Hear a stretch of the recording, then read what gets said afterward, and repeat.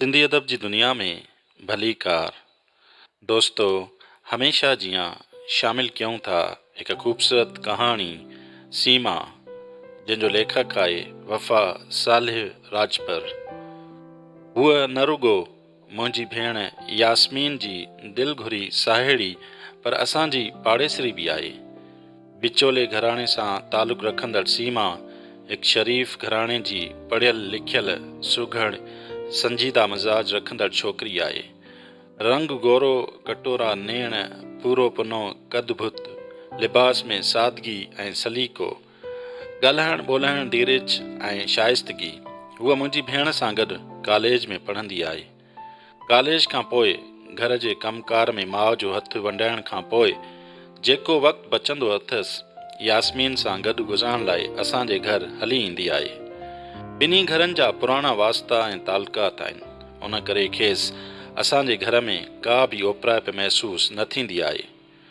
मां अदब सां लाॻापियल कहाणीकार आहियां ऐं हूअ अदब जी सुठी पाढ़ू आहे। ख़ासि करे सुठी कहाणी या शाइरी संदसि कमज़ोरी आहे। जॾहिं बि कहाणी या शाइरी जो नओं किताबु ख़रीद करे ईंदो आहियां त पढ़ण लाइ घर खणी वेंदी आहे। मज़ाज सां ठहकंदड़ हूंदुसि त राति में पढ़ी ॿिए ॾींहुं न रुगो किताबु मोटाए ॾींदी पर उन ते तबसरो बि कंदी आहे। जॾहिं बि का नई कहाणी लिखंदो आहियां त छपजण खां अॻु पढ़ी वठंदी आहे। जॾहिं खां मुंहिंजी घरवारी नुसरत पहिरें वियम दौरान पुट खे जनमु ॾेई पंहिंजे पुट ऐं मूं खां मुंहुं मोड़े विछड़ी वई आहे तॾहिं खां मां अंदरां ई अंदरां भॼी भुरी पियो हुउसि। नुसरत जे विछोड़े खे 8 महीना गुज़री विया हुआ पर मां अञा ताईं पाण खे उन सदमे मां ॿाहिरि कढी न सघियो हुउसि। सदमे जी उन कैफ़ियत में मूंखां लिखणु पढ़णु छॾाइजी विया हुआ। मूंखे सदमे जी उन कैफ़ियत मां कढण लाइ सीमा भरपूर कोशिश कंदी हुई, मुंहिंजो घणो ख़्यालु रखणु लॻी हुई। उन ख़्याल खां त मां पाण खे मसरूफ़ रखण लाइ ॿीहर तख़लीक़ी दुनिया ॾांहुं मोटी अचां। ईअं सीमा सां अहसास जो रिश्तो जुड़ी वियो हो। हुन जे आथत जहिड़े वर्ताव करे मां ॿीहर तख़लीक़ी दुनिया में मोटणु लॻो हुउसि। उन्हनि दिहाड़नि में हिकु कहाणीकार दोस्त मूंखे कहाणियुनि जो मुसविदो मुआग लिखण लाइ ॾियारे मोकिलियो हो। दिलि न चाहींदे बि लिखण लाइ हिकु सबबु पैदा थी पियो हो। कहाणियुनि जो मुसविदो पढ़ी नोट्स वठी मुआग लिखणु वेठुसि। अञा इब्तिदाई सिटूं मस लिखियुमि त सीमा कमरे जे ॿेकड़ियल दरवाज़े खे खोले चयो, वसीम मां अंदरि अची सघां थी? हा सीमा, उन में पुछण जी कहिड़ी ॻाल्हि आहे? मूं पेन पननि मथां रखी वराणियो। वसीम सच त तोखे ईअं लिखंदे ॾिसी ॾाढी ख़ुशी थी अथमि, हिन कुर्सीअ ते वेहंदे चयो। सीमा, इहो तुंहिंजो ख़ुलूस जो समर ई त आहे न। वसीम, लेखक क़ौमुनि जा दिमाग़ हूंदा आहिनि, उन्हनि खे हालतुनि जे बेरहम वहकिरनि में ज़ाया थियणु न घुरिजे। तूं ठीकु थी चवीं सीमा। वसीम, अलाए जे छो मूंखे तुंहिंजी कहाणी पढ़ण जो घणो इंतज़ारु आहे, जंहिंखां तूं मुंहुं मोड़े वियो आहीं। तुंहिंजी ख़्वाहिश जो मूंखे एतिराम आहे सीमा। एतिरे में यास्मीन ट्रे में चांहि खणी कमरे में दाख़िल थी।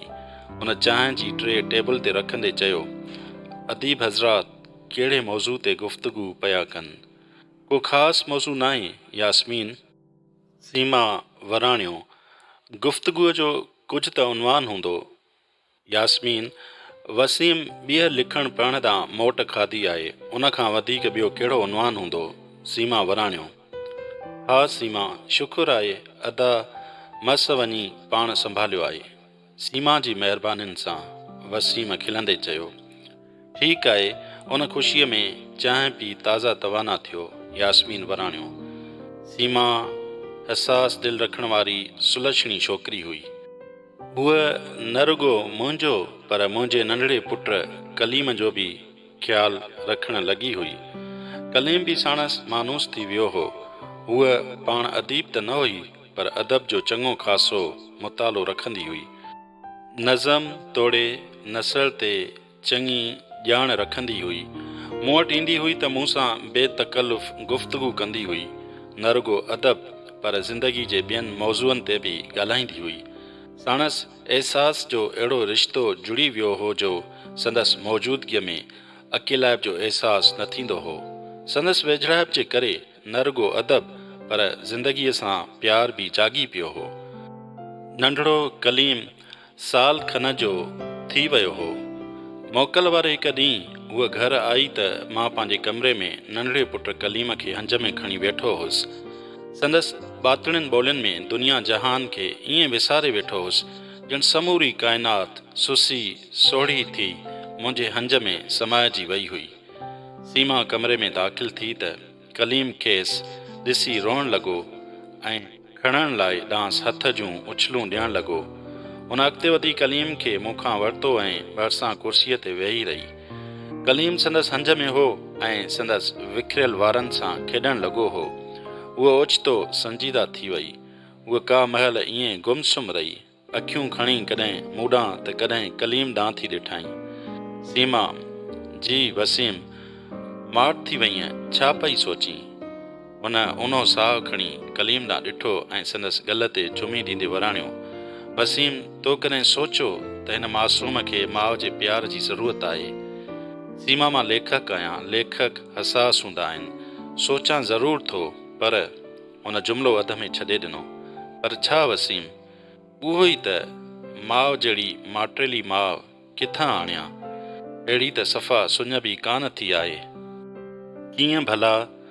ॾिस न वसीम, घर में हिकु ई औरत आहे, तुंहिंजी कुराड़ी माउ यास्मीन त न्याणी आहे, पराओ ॾण अॼु न सुभाणे पंहिंजे घर हली वेंदी। हिन मासूम जो छा थींदो? हा सीमा, इहो त मां बि सोचां थो, पर वरी छा? सीमा, तो जहिड़ी सुघड़ सुलझल ऐं हसास औरत किथां आणियां? तो जहिड़ी छा मतिलब? हैरत मां खेसि ॾिसण लॻुसि। उहा माठ थी वई। पोइ कुझु सोचे धीमे लहजे में चयाईं, वसीम, मूं जहिड़ी छो? मां छो न? मां हको बको थी हैरत गदड़ ख़ुशगवार अहसास मां खेसि ॾिसण लॻुसि। उहा कंधु हेठि करे कलीम खे खणी वेठी हुई। कलीम जी पितकिड़ियुनि ॿाहुनि जो हार सीमा जी गिचीअ में हो। संदसि कुल्हे ते कंधु रखी ईअं सुकून जी गहरी निंड में हो ॼण केतिरनि ॾियाढ़नि खां सुतो ई न हो।